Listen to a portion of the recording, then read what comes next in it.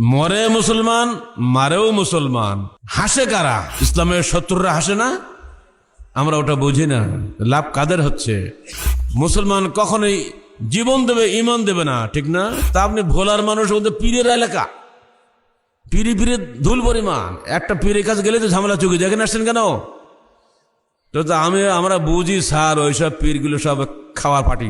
বিদেশিরা ওটাই চাচ্ছে, মুসলমানরা জিহাদের সুরসুরি দিয়ে এদেরকে যদি একবার খেপিয়ে দেওয়া যায় তাহলে আমাদের উদ্দেশ্য সফল হবে।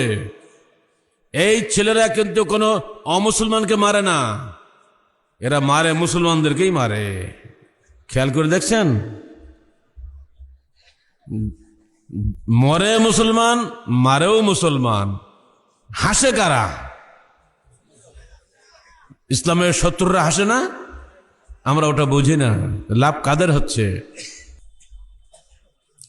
গত তবলিগি ইজতেমায় 61 বছরের একদম বৃদ্ধ মানুষ সুদূর ভোলা থেকে এই পর্যন্ত এসছে। আবার তার রিং পরানো, মানে ওপেন হার্ট সার্জারি করা। আমাকে বলছে, স্যার আমি এসছি আপনার কাছে একটি কারণে, আমি আইএসএ যাব যুদ্ধ করার জন্য সিরিয়ায়। তুমি তো একটা ঘুষি মেলে 3 দিন শুয়ে থাকবা, তুমি কি যুদ্ধ করবা? রাইফেল উঁচু করতে পারো? স্যার আমাকে বোঝানো হয়েছে আপনি খালি লাকড়ি দিয়ে রান্না বান্না করে দেন, তাতে আপনি জিহাদে শরীক হয়ে যাবেন, জান্নাত পেয়ে যাবেন। তা আমি তো গিয়েছিলাম প্রায়। তা আমার হঠাৎ মাথায় খেয়াল হলো আমি একটা ভালো আলেমের কাছে শুনবো, তারপরে যাব। তা আপনি ভোলার মানুষ, ওদের পীরের এলাকা, পীরে পীরে ধুল পরিমাণ। একটা পীরের কাছে গেলে তো ঝামেলা চুকে যায়। এখানে আসছেন কেন? তো আমরা বুঝি স্যার, ওইসব পীরগুলো সব খাওয়ার পার্টি। ওর সে টাকা না দিলে কথাই কয় না। তা আমি ওখানে যাব না। আমি ধারণা হয়েছে আপনি হকপন্থী আলেম, তাই আপনার কাছে এসেছি। আহলেস না কিন্তু মনে রেখেন। পরে তাকে বুঝিয়ে দিলাম, ও তবতির লোকের বাড়ি চলে গেছে। তার কাছে যে রিপোর্ট পেলাম, ভয়ঙ্কর রিপোর্ট।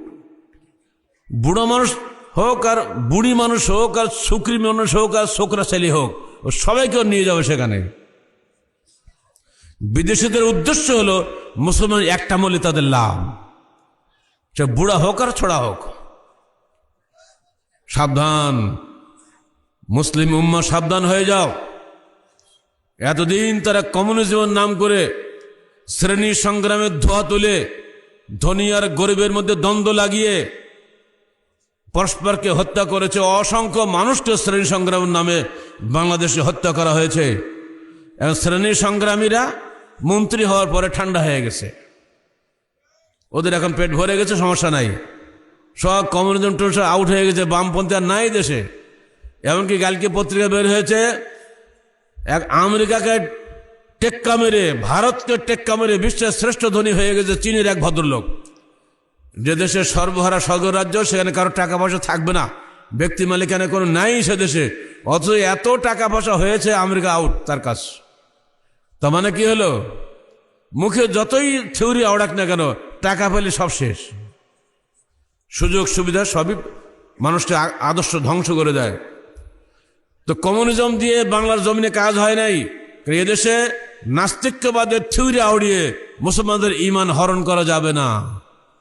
মুসলমান কখনোই জীবন দেবে, ইমান দেবে না, ঠিক না?